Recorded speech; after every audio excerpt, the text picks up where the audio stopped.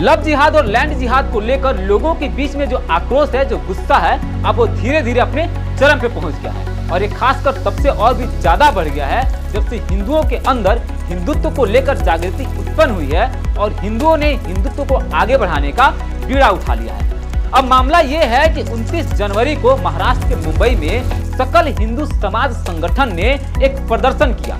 अब प्रदर्शन का उद्देश्य था महाराष्ट्र सरकार को एक ज्ञापन सौंपना और ज्ञापन में मांग किया गया कि महाराष्ट्र सरकार लव जिहाद और लैंड जिहाद को लेकर कानून बनाए।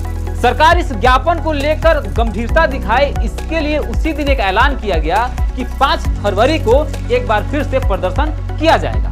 इस ऐलान के बाद बाकी जो भी हिंदुवादी संगठन है, वह चाहे आरएसएस हो, विश्व हिंदू परिषद हो या बजरंग दल हो, इन सब ने सकल हिंदू समाज का समर्थन किया और सभी ने इस प्रदर्शन में सहायता करने की बात कही। अब आप ये सोच जरूर रहे होंगे कि भाई अभी ऐसा क्या हुआ कि यहाँ पे हिंदुत्व की बातें होने लगी और फिर लैंड जिहाद और लव जिहाद को लेकर कानून बनाने की मांग होने लगी। तो ये जो कुछ भी हुआ है अचानक से नहीं हुआ है। आपको श्रद्धा वालकर तो याद ही होंगे, जिनके प्रेमी ने उनके 35 टुकड़े कर दिए थे।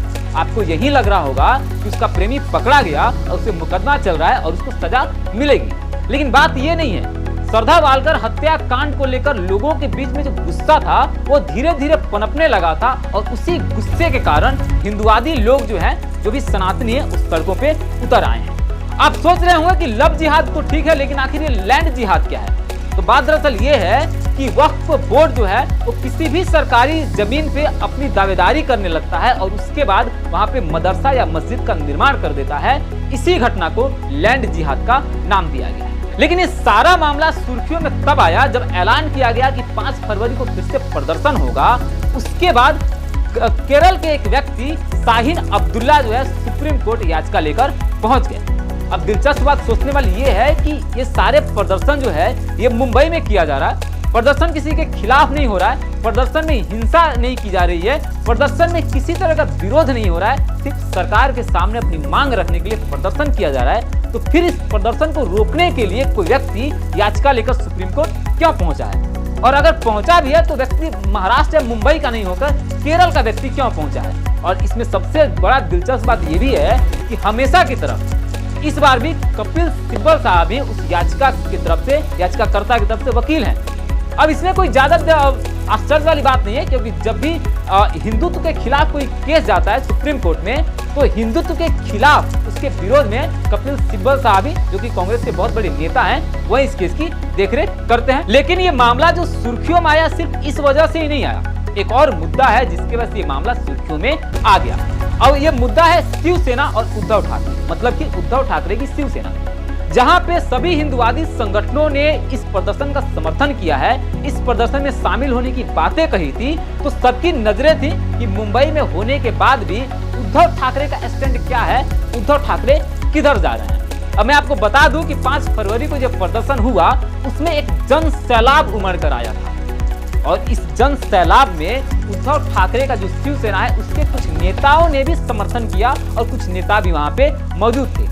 लेकिन उद्धव ठाकरे का स्टैंड क्या रहा, इसी पे सबकी नजरें और सबकी निगाहें टिकी हुई थी। बात दरअसल यह है कि उद्धव ठाकरे जब से महाआघाड़ी का हिस्सा बने हैं, अब वो सेकुलरवादी हो गए हैं और सेकुलरिज्म का पॉलिटिक्स खेलना चाहते हैं। अब उनका सबसे ज्यादा जो ध्यान है वो हिंदुओं की तरफ नहीं, हिंदुवादी मुद्दों की तरफ नहीं है, बल्कि सभी सोच और विचार और सभी धर्म के लोगों को खुश करने की बात करते रहते हैं। अब यहाँ पे जो सबसे मुश्किल सबब हो गया उद्धव ठाकरे के लिए वो यही था कि अगर उद्धव ठाकरे इस प्रदर्शन का समर्थन करते हैं तो बाकी इनके जो भी सेकुलर मित्र हैं वो सब नाराज हो जाएंगे और जो एक सेकुलरिज्म के आधार पर जो एक अलग वोट बैंक बनाना चाहते हैं वो सारा वोट बैंक खत्म हो जाएगा। तो वहीं दूसरी तरफ मामला ये भी था कि अगर समर्थन नहीं करते हैं तो फिर इनकी एक हिंदू विरोधी छवि उत्पन्न होकर आ जाएगी और बाला साहब ठाकरे का जितना भी किया कराया है उस सब पे पानी फिर जाएगा। खैर, अभी तक उद्धव ठाकरे का स्टैंड क्या है ये तो क्लियर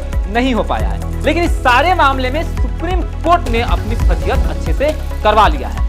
अब बात दरअसल ये है कि कहीं पे भी अगर प्रदर्शन होता है तो उस प्रदर्शन करने के जो परमिशन लेना होता है वो वहाँ की लोकल अथॉरिटी से लेना होता है और लोकल अथॉरिटी के पास ये अधिकार है कि परमिशन दे या परमिशन नहीं दे, या परमिशन के साथ साथ अगर कुछ शर्तें रखनी है तो लोकल अथॉरिटी उस पे काम करती है। हर बार सुप्रीम कोर्ट को आने की आवश्यकता इसमें नहीं पड़ती है।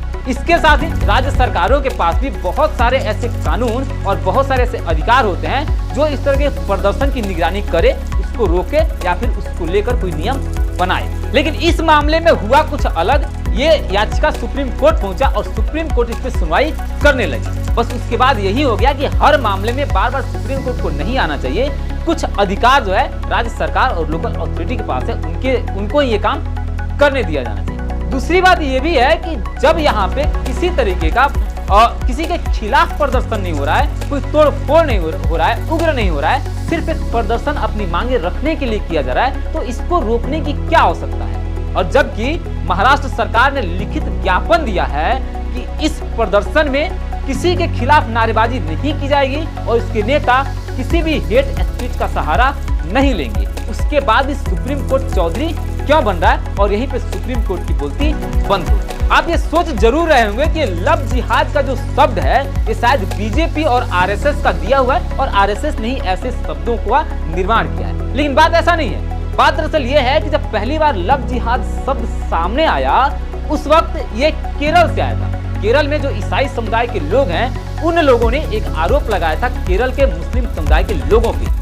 ईसाई समुदाय के लोगों ने कहा था कि उनकी लड़कियों को बरगलाया जाता है, उनकी लड़कियों को बहलाया जाता है और धर्म परिवर्तन करवाया जाता है या करवाने पे मजबूर किया जाता है। ऐसा वहां के मुस्लिम समुदाय के लोग करवाते हैं और इसी को लव जिहाद का नाम दिया गया। जब यह मामला सामने आया लव जिहाद का, उस वक्त केरल में सीपीएम की सरकार थी और केरल की सरकार ने बतौर इस पे एक्शन भी लिया था। अब बाकी आप क्या सोचते हैं लव जिहाद के मामले को लेकर, लैंड जिहाद के मामले को लेकर अपना विचार जरूर दीजिएगा कमेंट बॉक्स में। और हम देखते हैं कि महाराष्ट्र सरकार इस बात को कितनी गंभीरता से लेती है और किस तरह के कब्जा कानून बनाए जाते हैं। नमस्कार।